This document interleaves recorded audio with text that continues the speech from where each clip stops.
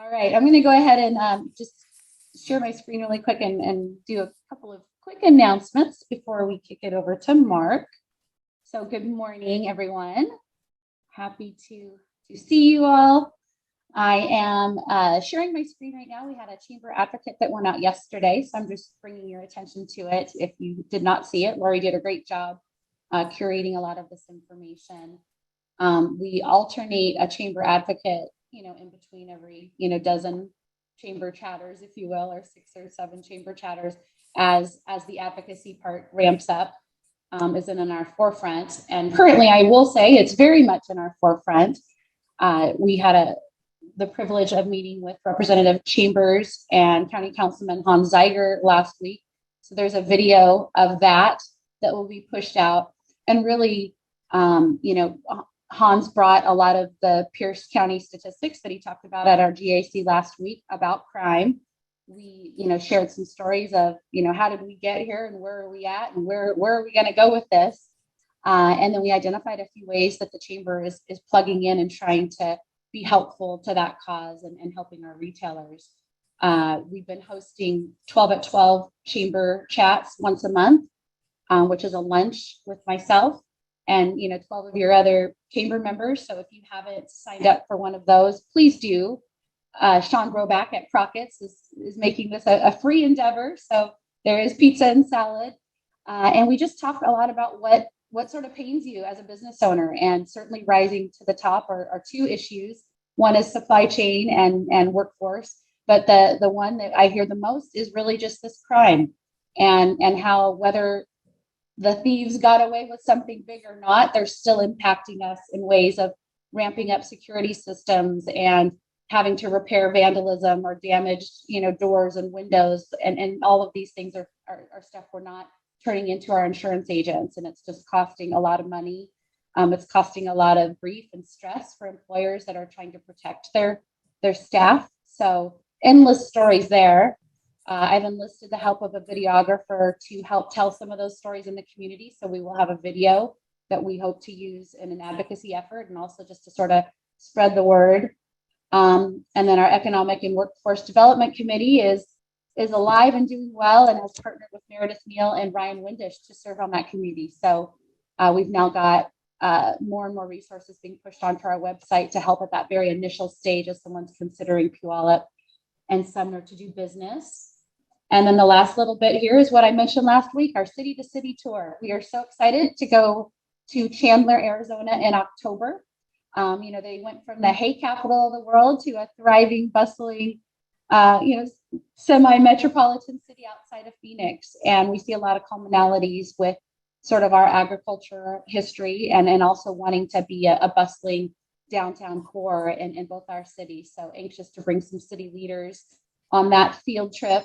We'll have some great panels on transportation, education, public safety as well. So just a great way to also get to know maybe 25 of your other business chamber members. So I'll be reaching out to a lot of you individually on that, but that's just a quick snapshot of what we've going on at the chamber. But without further ado, I'm very excited to have made the introduction. Thank you again, Representative Chambers, for introducing us to Senior VP of Policy and Government Affairs at the Washington Retail Association. Mr. Mark Johnson is here today to share all that he's doing to help protect our retailers and working with the organized retail theft group. So I will go ahead and turn it over to you, Mark. Well, thank you, Sarah, and it's great to see everybody. I really appreciate the introduction. As we were saying before the call started, you're very fortunate to have the 25 district legislative team with Senator Gilden and Representative Chambers and Representative Jacobson. You guys are blessed to have 3 individuals that understand the retail industry, understand business, have run businesses or own businesses. And that's just a really great makeup for your economic development and for the future of your district and your city of Puyallup. And it's great to see the mayor on this call as well as Sean with the port. It's really nice to have that kind of support from the area there.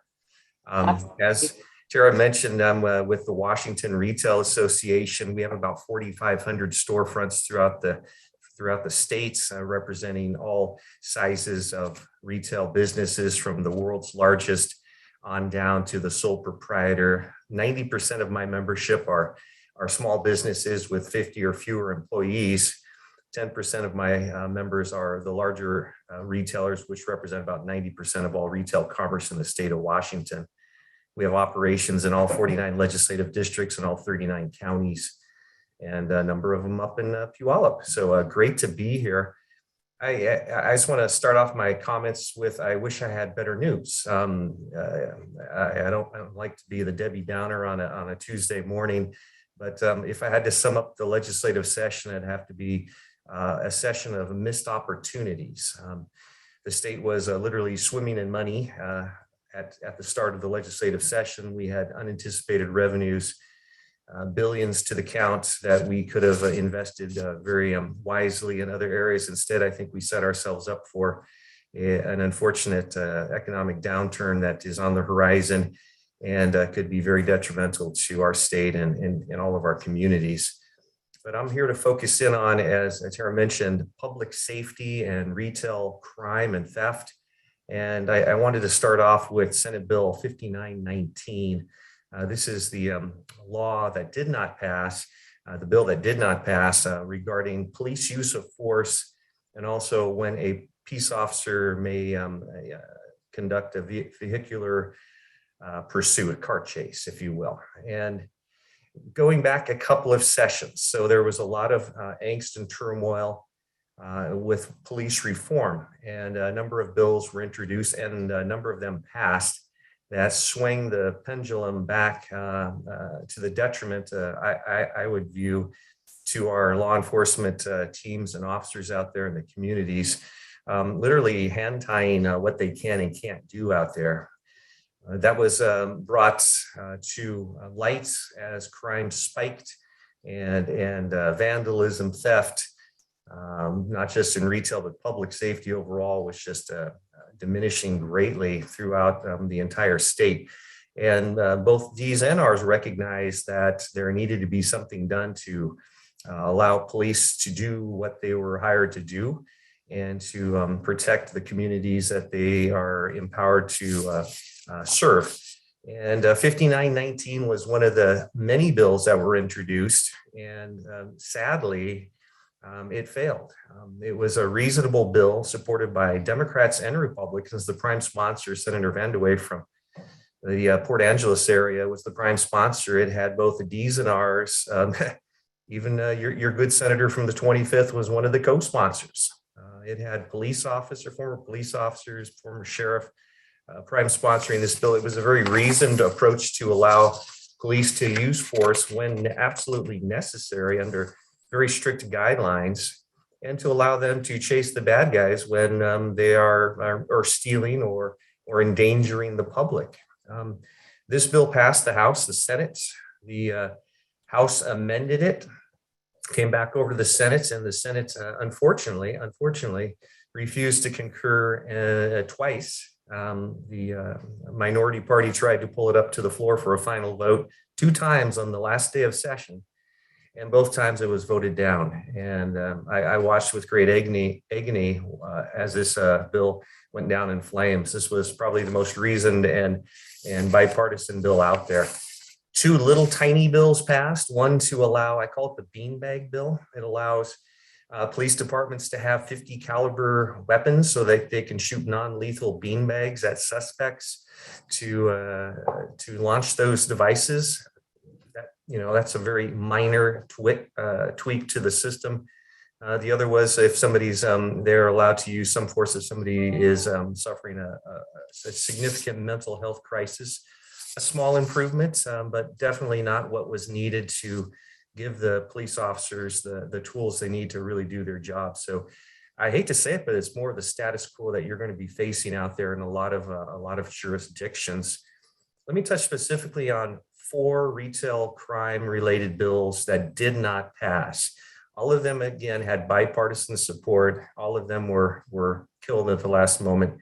The first one, it was kind of, let's cut off the head of the beast called the Online Marketplace Accountability Act 1614, House Bill 1614, sponsored by a Democrat, Representative Steve Kirby. This would have said to online marketplaces, third-party vendors, you need to provide information to law enforcement when they're investigating stolen goods being fenced.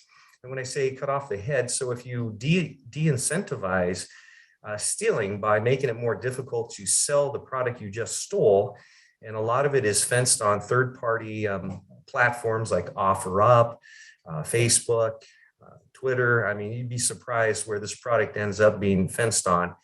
And this was a very reasoned bill. It had a great hearing, lots of support. We testified in support of it. And unfortunately, the House decided not to move the bill forward. We'll be back again with this bill next year. Its nickname is called the Inform Act. And there's also a federal version of this bill that we hope passes nationally. It's part of the China Competitiveness Act, and it's going to conference committee. So we're hoping the Inform Act passes federally, and then we'll have a 50-state uniform standard is what would be ideal. If not, we'll be back again in 2023 with this legislation. The next one, 5781, sponsored by Senator Patton out of the Senate, retail theft with multiple accomplices. So a lot of these retail thieves are operating in teams. It's not a onesie. It's usually 2, 3, 4 folks. A couple of accomplices will be on the lookout. Somebody will be in the getaway van out in the parking lot, and then another one will be actually stealing the product into a shopping cart, rolling out the front door and tossing it in the back of the van. So this would have elevated that crime to organized retail crime statute and have more severe penalties. It passed out of the Senate 48-1, and the House didn't even give it a hearing. That's how unfortunate that was. The next one was a real sensible one. We're one of a handful of states, about 5 states in the country don't have what's called concealment on the books regarding theft. So if I go into a Target and I have a large trench coat on and I fill up my pockets full of all sorts of product, let's say cosmetics, because cosmetics are a high resale item. They're expensive, they're small, they're easy to steal. I fill up my trench coat full of that. I cannot be held accountable. I cannot be arrested within that Target store for stealing until I've left the premise. In the state of Washington, it is not against the law to do that, even though it'd be very easy to prove in a court of law that you intended to steal that product. You're not just putting 1 or 2 lipsticks into your pocket to head to the front counter to pay for it. You're stealing literally thousands of dollars of cosmetics with the intent to sell that product and profit from it. And you have to prove that in a court of law for it to stick. And we think we can, and our members know they can. That bill, again, had a DNR support, a great committee hearing, but then was voted down in committee by the majority party, which was very unfortunate on the concealment bill. It'll likely be back again next year. This is the 4th year we've run it. And then 5920, making special enhancements to folks that rob cannabis retailers.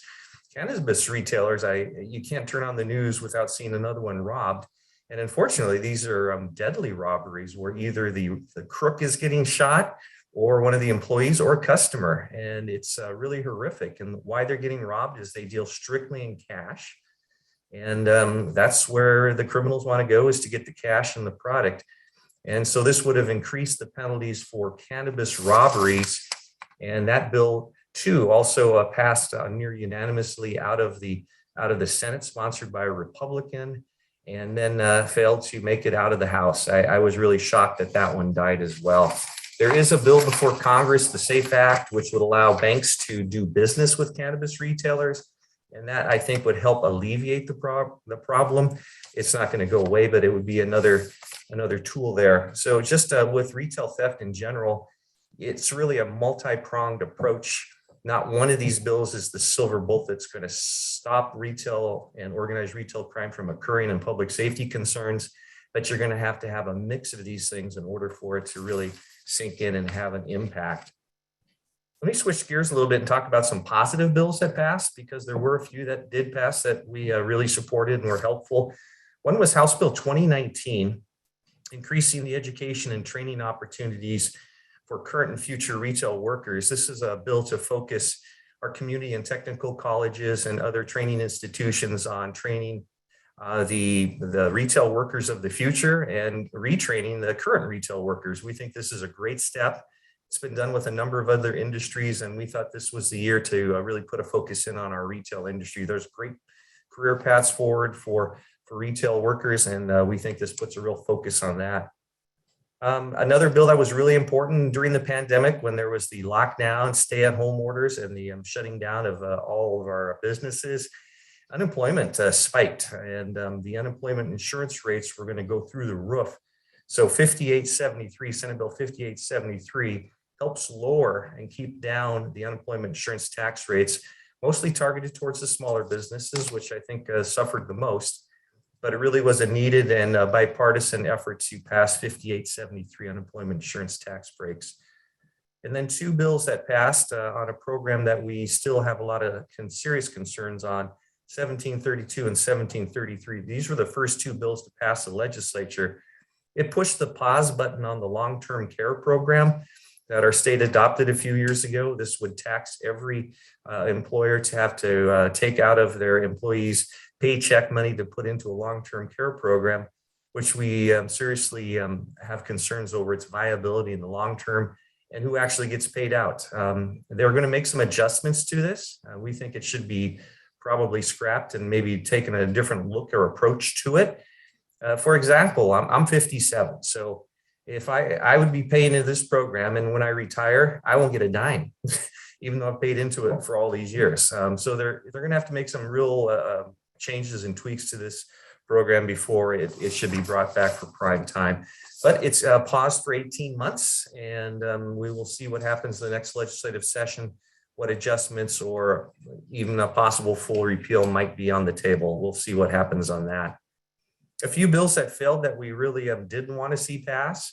House Bill 1486 would have expanded our voluntary quits for the unemployment insurance program. What does that mean? So Washington State, we have the unfortunate distinction of being the highest state in the country. We have 13 reasons you can voluntarily quit your job and receive unemployment insurance benefits. Keep in mind that unemployment insurance, if you're an employer, it's entirely employer paid. It is not employer paid like the paid family leave program or even the workers' compensation program. It's 100% employer funded. And this would have expanded and added yet another reason why you could quit your job and receive unemployment insurance benefits. It was on the fast track to pass. We were able to put the brakes on it, and it finally died from lack of time. So thankfully that went away. One of the most egregious bills that was introduced was a reversal of a citizen initiative allowing the adoption of ergonomics regulations. The initiative in 1995 said the state cannot adopt a one-size, expensive, very little return on investment program on ergonomics. Ergonomics are multiple repetition injuries, carpal tunnel, that type of thing, which are already allowed. But this would have allowed the Department of Labor and Industries to adopt an entire new set of rules to regulate your businesses. We fought this and fortunately passed the initiative, in 1995, saying don't do it. They had already drafted it back in 95. It was 396 pages long, Labor and Industries, 396 page long rule, which would have regulated your business. So they tried to overturn that to allow them to put that in place. And by one vote, we were able to stop it in the Senate. So thankfully that bill went away, and hopefully that is the last we'll see of an ergonomics regulation allowing.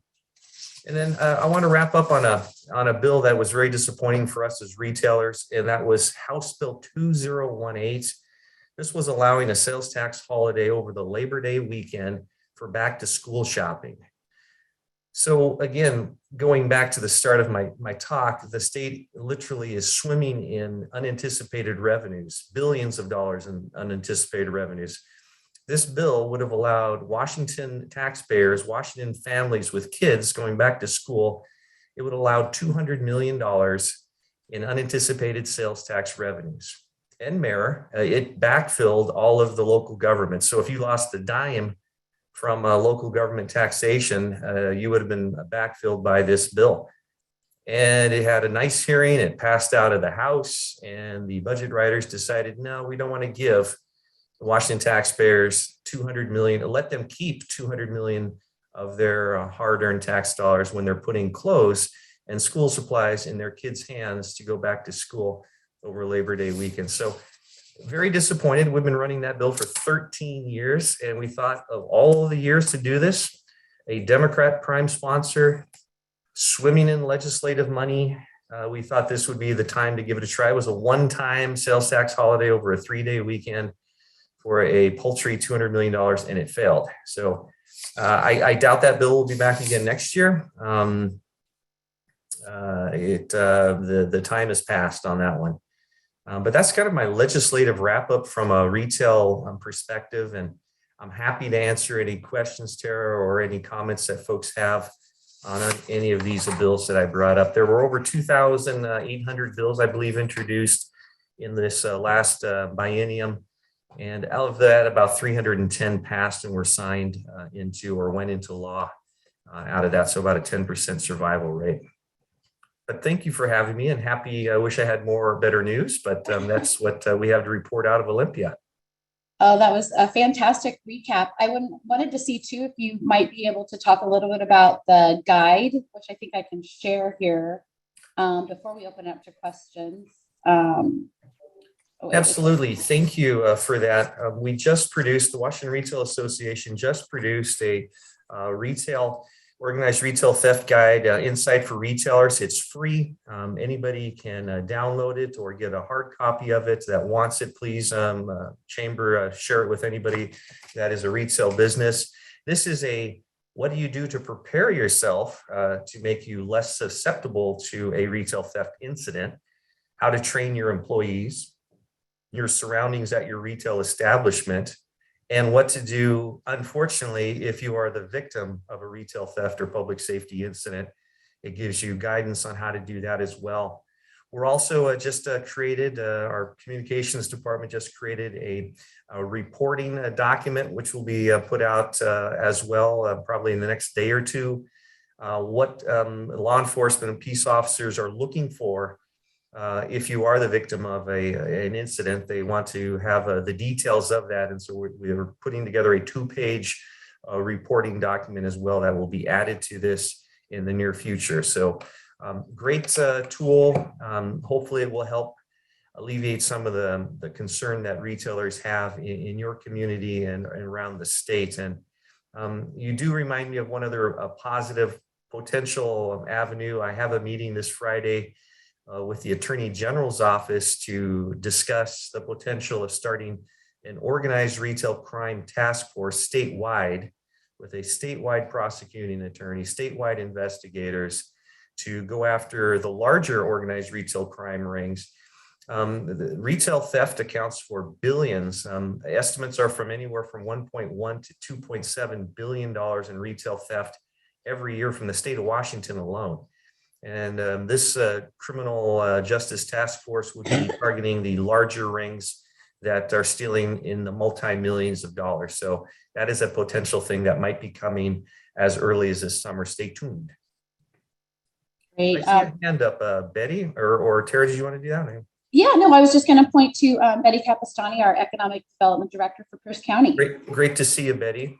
Good morning, Mark. Great to see you also. It would be better in person, but I just wanted to give you a lot of kudos to you and your team for helping us during the pandemic. But the resources that you've put together on different issues have been absolutely fabulous and been a benchmark for, I think, whether it's chambers or other associations. And I just wanted to give you kudos for that. And we appreciate all your leadership. Oh, I really appreciate that, Betty. Thank you so much. Pass that to Renee too. Oh, I will definitely send that on to Renee as well. Our team really made a pivot. We thought retail was going to come to an end when the close all your doors, stay at home orders, and you had folks like Penny's and Macy's and the Bond and Nordstrom's, just totally saying, okay, everybody stay home and shutting their doors. We were in a tailspin, and then we said, we need to respond to this and start helping our members safely reopen. And what does that look like to protect both the customer, the employee, and the public and overall? So that was a lot of work, and I'm glad that we were able to successfully get our members back open and working at full capacity again, safely and serving the public that they so much so. So thank you for that compliment. I really appreciate it, Betty. Representative Chambers.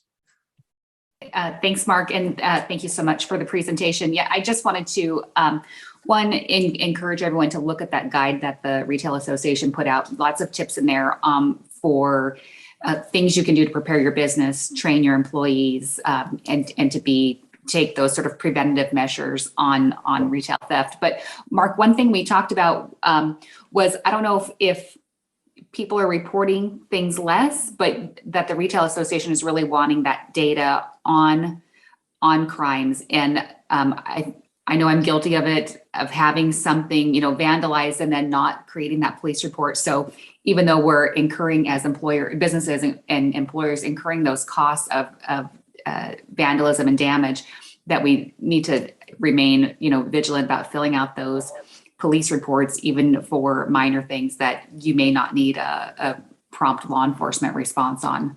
That's, I'm glad you brought that up, Representative Chambers. That's an excellent point. A number of retailers, a number of businesses are frustrated, quite frankly, from lack of things happening when they make a report. So a lot of them, as you've identified, just stopped reporting it. And I think that is a dangerous, and we're encouraging all of our members, regardless of whether there's a response or not, to report to that criminal activity, because the data helps drive the resources. It truly does. For the mayor and for the police chief, it's really important for them to know where the hot spots are, where these crimes and what kind of crimes are taking place, so that they can dedicate their limited resources to those areas. And if I would take that just one step further, the city of Issaquah, who's been plagued with retail thefts for the last year and a half or so, has instituted a monthly meeting with all the retailers, loss prevention officers, asset protection officers, and the chief of police and the city council, and said, hey, let's sit down and talk. It's by Zoom. Let's sit down and talk about where these hotspots are and how we can help you out. So if you have the time and resources, Mayor, I would encourage possibly taking a look. It may not be a monthly thing. It may be every other or just a single meeting, but a number of other cities, Federal Way has done this. And I just had one in North Seattle, the city of Seattle, King County, just getting the groups together so they can talk and say, here's what we're seeing. Here's what's working, here's what's not, and how can we work together to team up. I was really delighted to see the article in the Seattle Times about the Seattle prosecuting attorney saying, we will prosecute and hold accountable multiple retail theft offenses. And they are really cracking down in that city. And then Spokane, we just had a meeting in Spokane with Mayor Woodard over there, and she also has said we're going to do the same over here. So I am really delighted to see these emphasis on this, because it's mostly about public safety and secondary about the retail theft and the crime. But you don't feel safe when people are committing these offenses in these stores. So it needs to stop. Thank you for that question. Chime in really quick and see if we, can't enlist your help. We, the chamber advocate mentioned yesterday after the meeting with Representative Chambers and County Councilman Hans Zeiger, it's sort of our pledge to do a couple of things as a chamber. And one is to now kind of move that meeting that we had with them into a town hall.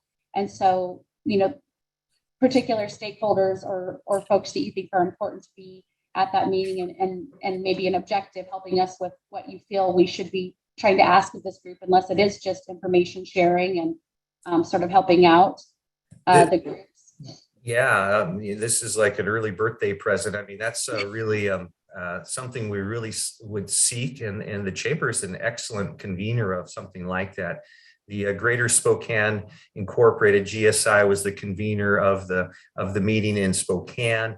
The Downtown Seattle Association was one of the conveners for the Seattle meeting. But absolutely, here's a group that's little known but very important. It's called the Washington Organized Retail Crime Alliance, WASORCA. Okay. And they are a statewide group formed about 25 years ago. We were actually I serve on the board. We were one of the founding associations with this. This is a law enforcement, prosecutors, and retail loss prevention officers group. They are looking for cities like Puyallup to come and host and work with, and putting on a town hall meeting with those folks that I just identified. So absolutely, I'd be happy to work with you and put you in contact with the Wasorka president, who is very eager to get out there and hold these type of chapter meetings. Very exciting. We're having one on Friday. And so, yes, please, let's work on that together. I would also encourage anyone on this call and bringing back to your organization, the chamber is crafting a letter urging Governor Inslee to consider a special session. I think that's the other thing we can do is just put pressure on. We don't want to wait until next January to revisit these issues. Some of these bills that you all heard from him today are fairly reasonable, and you would have thought the cup had runneth over on the tolerance for this. So we're, got dozens of signatures already. We will have a chamber leading the effort to write the letter, but anyone who wants to sign on individually or with your organization, Lori has created a form. Maybe I can ask her to share it in the chat, and it was placed in the Advocate yesterday, but we'd like to get that letter out. We're also creating videos of some of the individuals that have been hit by crime. Mark, you bought a BMW from us at Goodfellas, and we can tell you Goodfellas is hit just about every week. So yeah, fun times.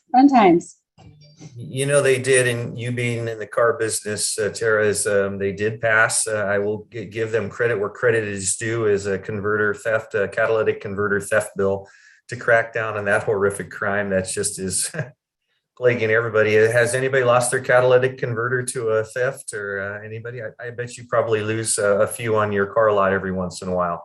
Indeed. Unfortunately. And my members call me and say, my fleet of vans lost all their catalytic converters last night. I'm going, yeah, thanks, Kyle. Yeah, it's extremely frustrating. You turn your rig on and you hear this just horrible noise. You're going, what the heck? And somebody cuts your catalytic converter off, and you're going, huh.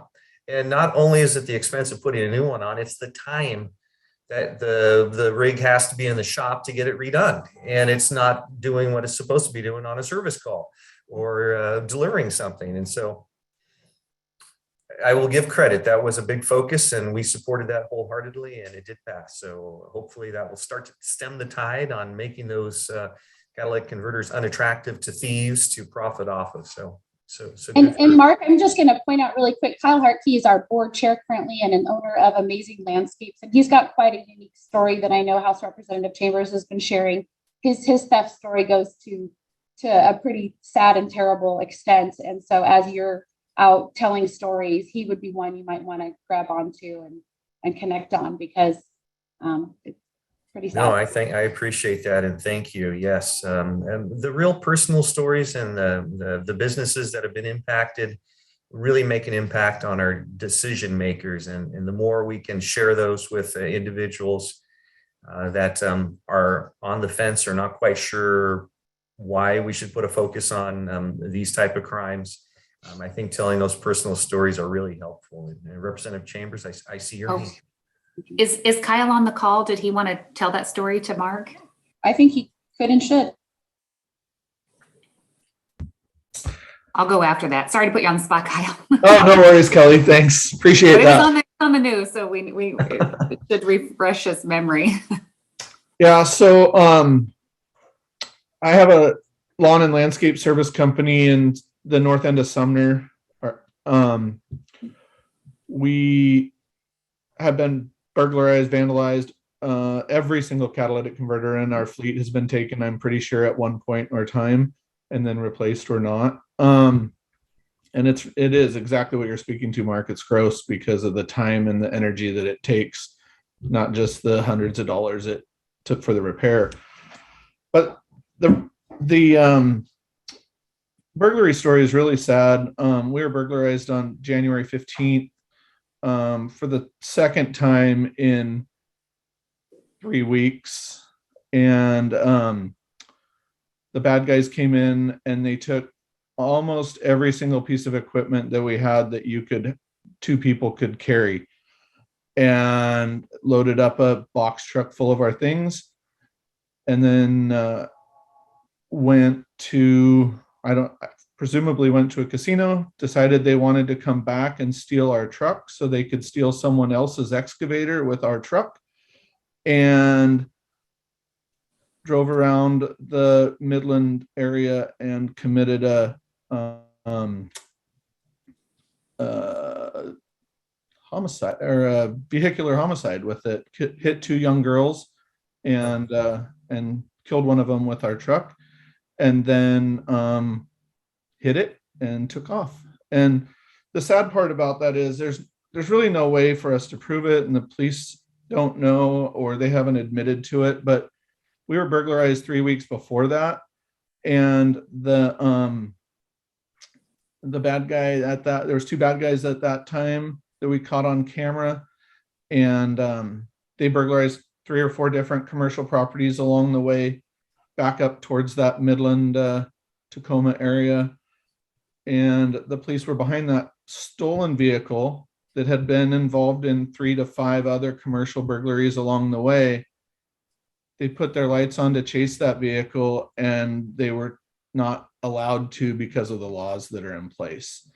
And so, I mean, it stands to reason that the people that were there 3 weeks ago, they didn't get very much because of the security measures we had in place. They came with bigger, badder tools, more equipped the next time. And now because the police couldn't put those bad guys in jail, I can't say for sure, but it sure feels like they could very likely be a young girl alive right now if those laws were in place. And it really saddens me that that's the case in that the people around our community that we live in and that we love so much are allowing it to get to this crazy level of lawlessness and making decisions every session. The decisions are made to make it worse and worse and worse and not better and better. And I just hope that we can work together to make the change and turn the tides towards what's right. Kyle, yeah, that's a very, very sad and unfortunate story. And I really feel for your company and for that young lady that lost her life. That's just horrible. And yeah, what a tragedy that could have been prevented possibly. Yeah, from a business standpoint, I mean, we work through it and get through it. It's her family and her relatives and the loved ones that really my heart goes out to. And again, like, if there is even a slight chance that could have been prevented, it really makes it even worse. Yeah, and your story is exactly the type that we really do need to highlight to some of these folks that think that restricting the police more and tying their hands and preventing them from doing their job is the right direction. Yeah, thanks for sharing that, Kyle. It was such a high profile thing because when the girls were hit, then Kyle's truck is posted all over the news looking for this white box truck and a landscaping truck, and that had been stolen. I just try to put myself in Kyle's shoes of waking up Sunday morning and seeing one of your vehicles is on the news and somebody is dead. Because of it. It's just got to be just the most sickening feeling. And then when you work backwards of all the things that you've gone through with the thefts and, everybody in the community was looking for those trucks because it was such a tragic accident of, I just think of 2 girls having a slumber party. You spend the night at your best friend's house and you walk to the store in the morning. I mean, how many times did we do that as kids? Mm-hmm. And you think it's fine for your kid to walk to the corner store and then they don't come home. So that so many people that aren't not even in this neighborhood and part of our local community saw that story because it was so high profile looking for the stolen vehicle. So thanks for sharing, Kyle. Mm-hmm. Thanks, Kyle. And Yep. and that reminds me of another rash of criminal activity, and that's ATM thefts. So the criminals will literally steal a truck. They will drive the truck through the front of a store. Walgreens, unfortunately, has been the target of this lately. or they'll put a chain around and rip the front doors off and grab the entire ATM machine. This is in the middle of night. Grab the ATM machine and be gone in a matter of minutes. And those are happening all over the place. And they're just brazen. They'll just leave the stolen truck there and take another truck and drive it off, or they'll throw it in the back of the stolen truck, or they'll blow up the ATM machine. I mean, these are dangerous, very dangerous and scary crimes. Can you imagine if you were a custodian in that Walgreens cleaning it when a truck drives through the front end to steal the ATM machine? It'd be terrifying and very dangerous. So you're absolutely right. The lawlessness is out of control in a lot of areas. I am glad that legislators and others, elected officials and decision makers, are recognizing this and starting to take action. It can't come soon enough. Representative Jacobson, and then Sarah right after that. Yeah, thanks. Just real quick, I'm wondering if I was happy to hear what you're saying about organized retail theft and looking at it at the state level, because we had an ATM theft in Puyallup, and at the same time it was associated with a power outage and some power poles down. And I personally just wondered if that was connected at all and if that's happening other places around the state. So I would love to see investigation at a higher level. So that's just that comment. Thanks. Yeah, absolutely. Thank you for that, Representative Jacobson. I've got just a comment after that, but let me get to Sarah first before I move on. Sarah? Well, forgive me, everybody, but the elephant in the room is that it's pretty obvious that this is being done on purpose on the other side. And I'm starting to become really concerned that all of our efforts aren't really going to work. We know from an election standpoint that Republicans are pushing really hard right now because the possibility of flipping House and Senate seats is really high. But what are your thoughts in terms of our chances at getting perhaps a special session, or getting, even sending these petitions around? How many people are doing this? Where are we at? So disclaimer, Washington Retail Association is a nonpartisan association, but I will tell you, unless the House or the Senate flips, both the House and the Senate are largely controlled by strong majorities by the Democratic Party, as well as the governor's office. They have the trifecta, as we like to call it. They have everything. And that's not healthy for either side to have all three under their control, because there's no real checks and balances. There's no negotiating. The transportation budget, which was pretty good at the end, was totally written by one party and then handed to the Republicans that said, here's our proposal, have a nice day, like it or not. A lot of them ended up voting for it because, like I said, it was a pretty good proposal at the end. But the back and forth, the bipartisanship across the aisle is lacking to non-existent down here, and that's really sad.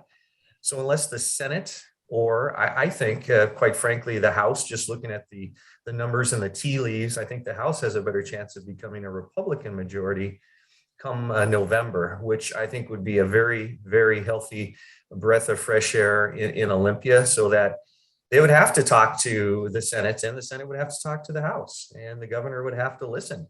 And you would have a more bipartisan approach to dealing with public safety, criminal activity, all of the things that are being put out there. So I'm crossing my fingers, either the House or the Senate or both go that direction. To the point of a special session, I think it's very important to put them on notice that we're calling for one, and I totally support what the chamber's doing in the sign-on letter.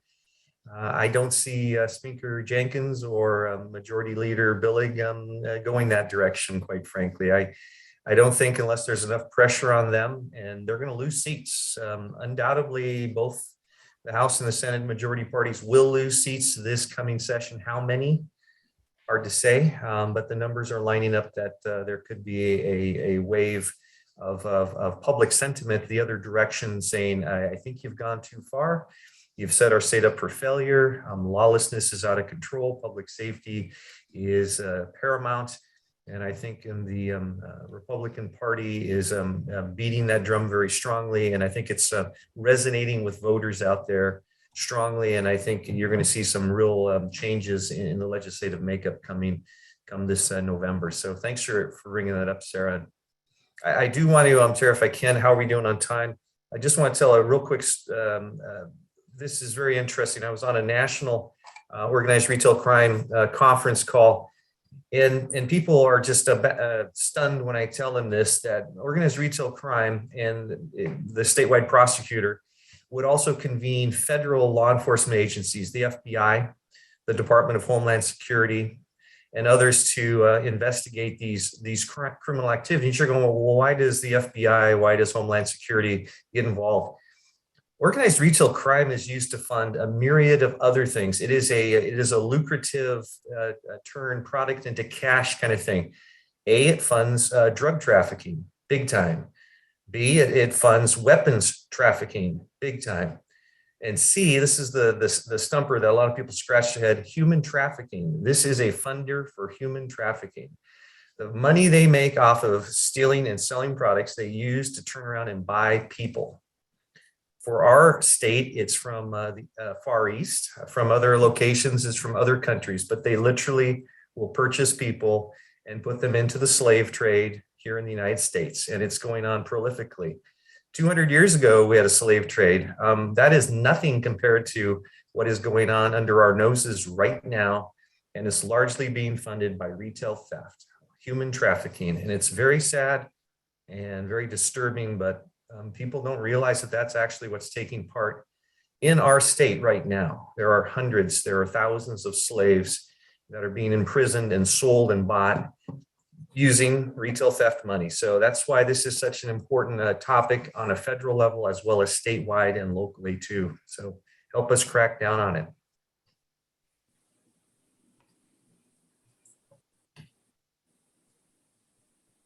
Any other questions for Mark today? I just want to commend your chamber, Tara, and you, Mayor, for Puyallup again, and you, Representative Chambers, and Representative Jacobson, and Senator Gilden.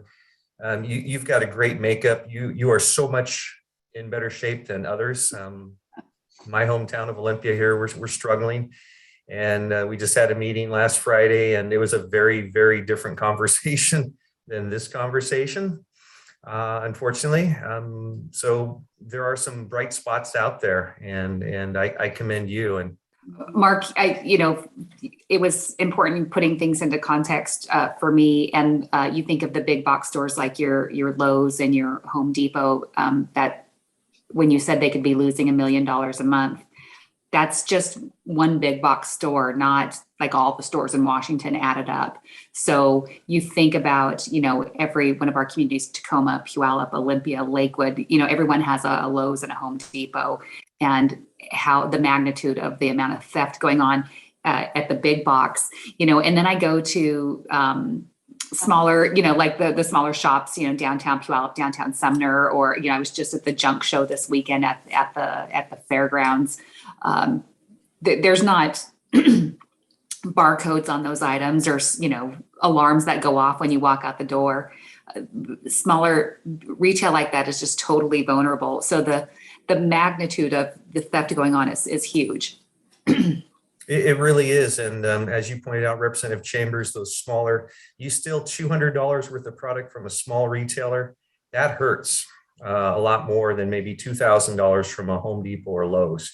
Both are bad, but that smaller one, it is, you're literally taking food out of the mouths of that business owner, and you're jeopardizing the employees that they work there, because it's harder for you to keep somebody employed if you can't pay them. And if you're losing product out your front door, it really impacts those small businesses as bad. And they're just as much a target as the larger ones, because they're not as sophisticated with their loss prevention activities. They don't have loss prevention officers or the security equipment that the bigger boxes do. So I really feel for the small guys. And that's why this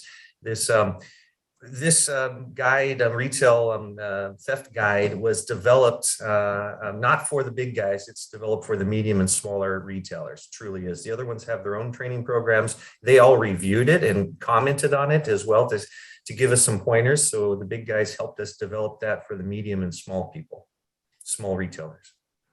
But thank you so much for having me, Tara. I really appreciate it, and I welcome anytime.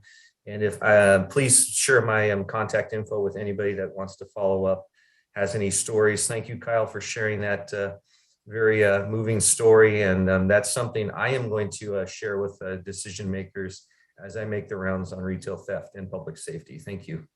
Thank you, Mark. I don't know that we have a poet laureate here. So but thank you so much for presenting today. Thank you, Representative Chambers. All right, so we're going to You use the did last say few minutes poet.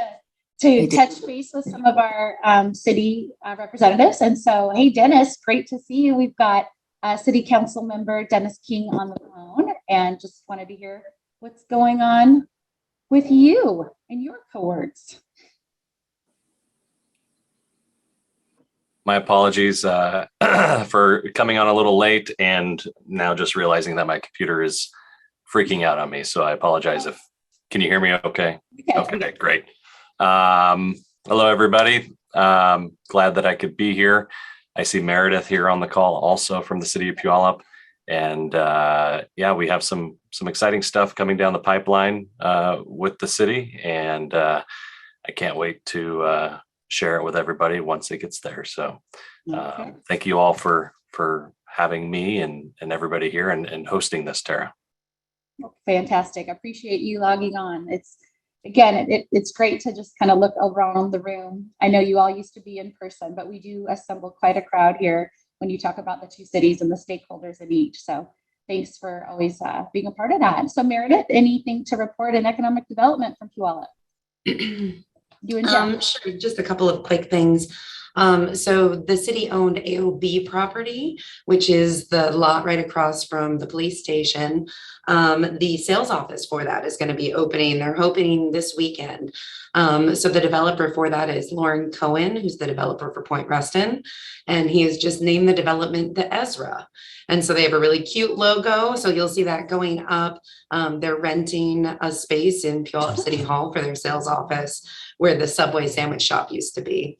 And so you'll see that sign coming up later this week, and it has some hops on it, and they're kind of going with a hop theme. And so pretty excited to see that roll out and them to start selling some of those condo units and testing the market out. So beyond that, let's see, our food truck pilot program, we're in the early stages of making that permanent. So we're going to be working through that and making sure that we work with all of our stakeholders so that food trucks still want to be here and find a good place to operate in Puyallup.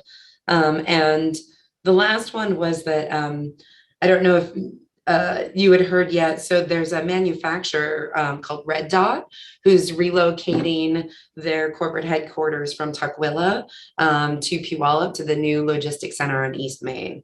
So they're renting out 200,000 square feet and moving their whole workforce down here, which is kind of cool. I got a chance to talk to them. They are bringing on their site manager for this site. And so I'll loop them in with the chamber once that person's on board. And they're looking at probably a July opening date. So kind of exciting that, you know, some of these warehouses, I often wonder what's going to go into them. So pretty cool that this is actually going to be small scale manufacturing where they're, so what they do is they make small HVAC units for commercial buses, for military vehicles, for boats. And so they're little heater units. So that's it for me. I don't know if Jeff has anything to add. Oh, I can always add something out there, and I'll keep it really quick because I know we're getting close to the end of the hour. But through the first quarter of the year, we've had just slightly under $9 million worth of total valuation of residential permits. That includes new single family or multifamily and remodels. And on the commercial side, we're just slightly under $18 million in total valuation for the first quarter. And that's just with a total of kind of 9 permits that have a valuation of over $100,000. Our portal users for the online permitting system continues to expand. So we're up to about 775 users right now, and just in the first quarter of the year. And all permits so far that we have coming into the city through the first quarter is about 570, which is very similar to where we were the first quarter of 2021. So we're maintaining a good pace and activity of what's going on. Just on the planning side, a couple of multifamily projects going in, one smaller one of 16 units, more down in the downtown core area. And then one up on South Hill, which is about 233 units. It's still in the early stages. So a couple large, some multifamily projects going on. doing some process improvements. We're trying to revamp our pre-app process to kind of right size it and create different levels of activity so that someone who just needs a quick feasibility sort of analysis, we can find a very quick way to deal with that without going through a full pre-app process, and kind of reserve those for the more complex and complicated projects where people want more detailed information. So we're doing little things to try and right size our processes to make sure they're appropriate for the level of effort needed or desired by an applicant so we can give them the best service we can. So want to keep it really high. There's still a lot of other stuff going on, but I'll pass it on to anyone else who may have something to offer. Nice. I like that data. That's got valuable data. We're working on getting it better every time. Good. Nice. So let's hop into Mayor Hayden over in the city of Sumner. Good morning. Yeah, we're excited. We've got, we're using our part of our ARPA money. We've got 4 business grants for opening a new business at $5,000 each, 2 restaurant grants to open a restaurant at totaling $60,000 each. And we have a $100,000 commissary kitchen grant to give away. And you can, if you know somebody that is wanting to get something started, have them go on our City of Sumner Facebook page, or not Facebook page, our web page, and all the information is on there. That I think it goes to the end of the month before we select, and pretty exciting stuff. We also are having a public hearing for our expansion of our multifamily tax exemption out into the east end of Sumner. We've got it on the downtown end of Sumner, but we're expanding to get more affordable housing on our east side.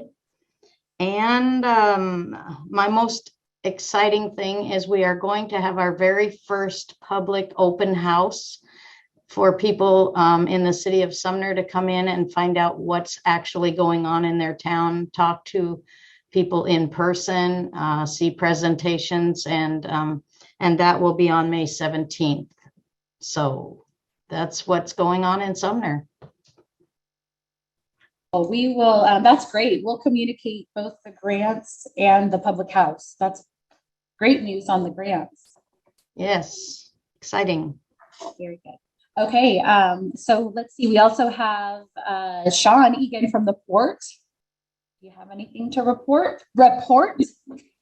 Sure, and I will work to keep this under 60 seconds. I just want to alert folks that beginning on May 12th, negotiations are going to begin between marine cargo terminal operators and their longshore workforce. The contract is scheduled to expire July 1st. And I just want to clarify sort of who the cast of characters are here. Longshore negotiates a single contract for the entire West Coast, for every port from Bellingham to San Diego. They negotiate that with an organization called the PMA, the Pacific Maritime Association, which represents all of the marine cargo terminals along the length of the coast. At the Port of Tacoma, the vast majority of our terminals are leased to these terminal operators, okay? So the contract is between those terminal operators and the longshore workers. The port is not a member of PMA. We do not have a seat at the negotiations. Our hope is that they will come to a good resolution come July 1st. Because we do not have a seat at the table, we don't have an opinion one way or the other about the outcome, other than we want an outcome to take place. And for those of you that might rely upon cargo that moves through our gateway, I just want you to be aware that that is coming. And I'm sorry I ran 18 seconds over. And that's it for me. Good job. Great. And then, Representative Chambers and Jacobson, anything to add from the state level?